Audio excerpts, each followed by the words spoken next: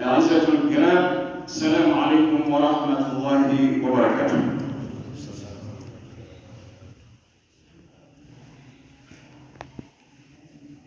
فيقول الله عز وجل: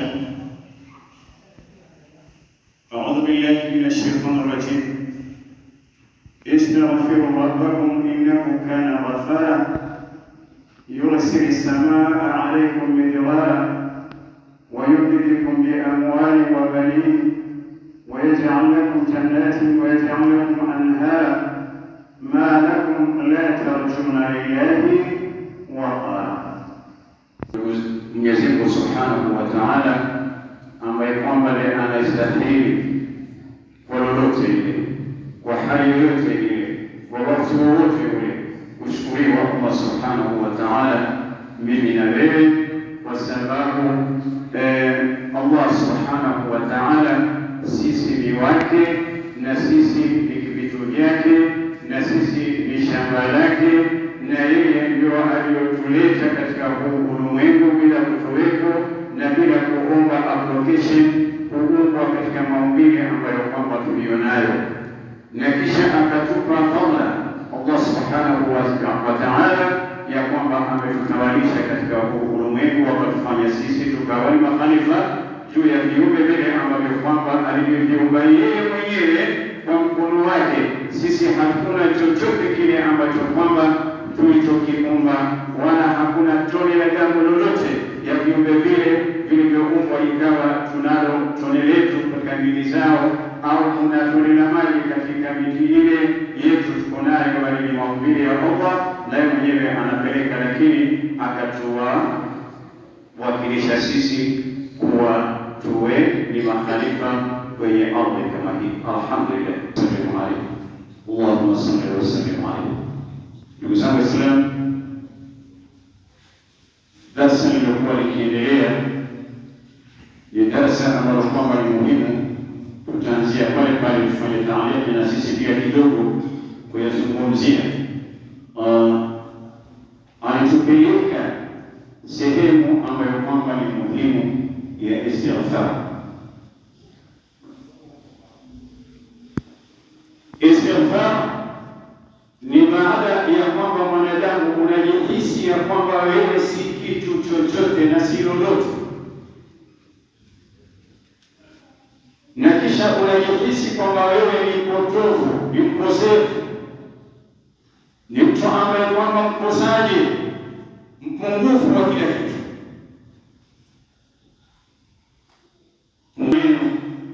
mtelezi wa vitendo, mtelezi wa kihali, mtelezi kwa majirani, mtelezi kwa wake zako, mtelezi kwa watoto wako. Unajishughulia wewe mwanadamu ya kwamba ni mpungufu kwa kila namna. Na istighfar unapoileta si maana ya kwamba wewe umelifanya lile kosa ukahisi ni hilo moja ulilofanya, lakini mwanadamu ni kwamba wewe lazima ulete istighfar kila wakati, kwa sababu wewe ni mkosaji na ni mwenye kuteleza kila wakati. Allah wasallam alituambia ya kwamba jaddidu imanakum, zifanyeni kuzirenew imani zenu kila wakati, mzifanye upya imani zenu kila wakati. Kwa nini tuzifanye upya hali wengine tumezaliwa ndani ya Uislamu? Kwa nini tuzifanye upya hali wengine baba zetu ni maimamu? Kwa nini tuzifanye upya hali baba zetu wengine ni ulama? Kwa nini tuzifanye upya hali sisi ni mahafidh? Kwa nini tuzifanye upya? Na kwa nini tuzifanye upya hali ya kwamba ni 5 salawati, swala 5? Kwa nini tuzifanye upya? Kwa sababu ya tafsiri ambazo kwamba tulizonazo, upungufu wa mwanadamu saa zote uko nao.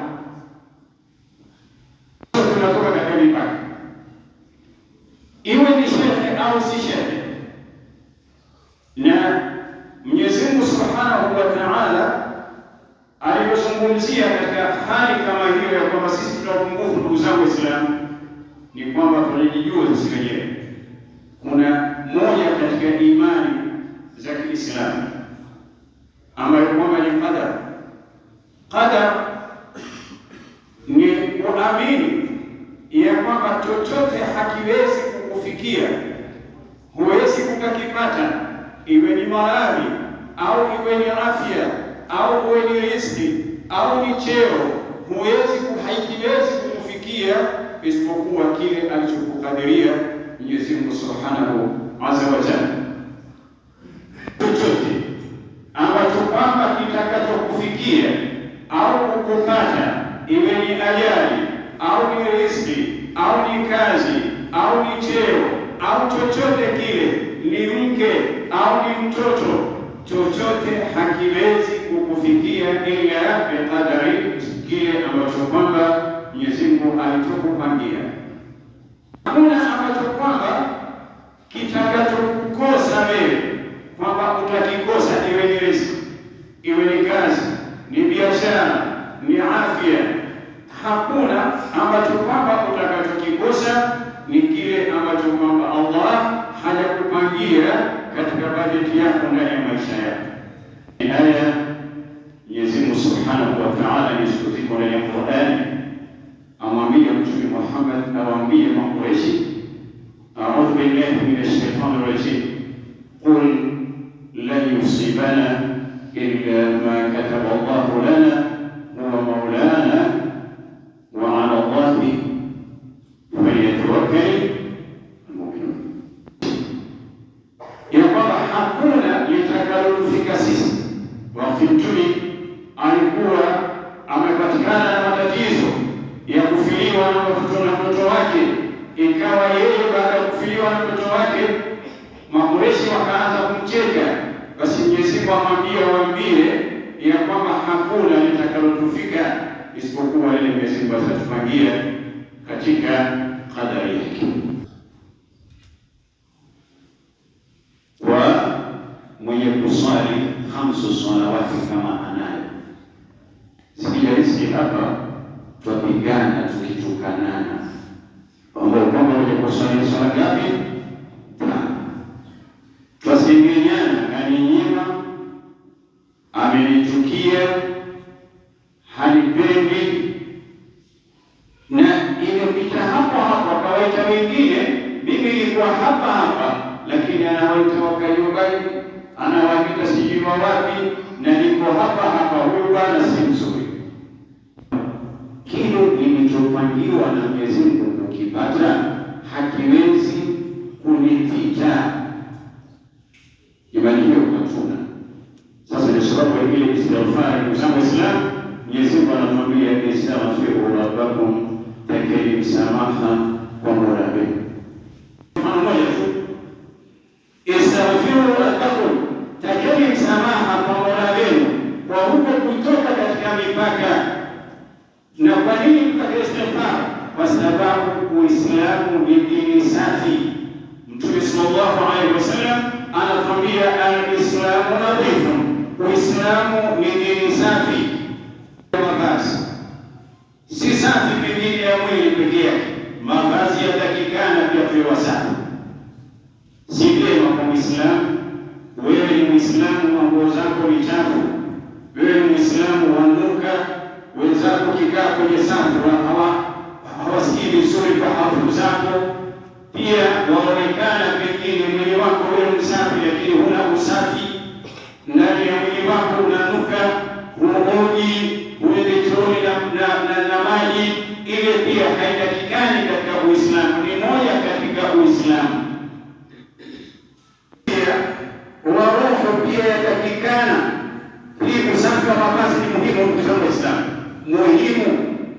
Ndio yatakikana tukija kama Ijumaa angalau tupate ile mithali, mfano tupige makanzu masafi, makanzu meupe.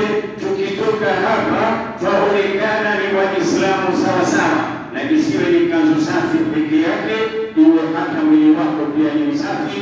Isiwe ni mwili wako peke yake na nguo utakayovaa pia iwe ni safi.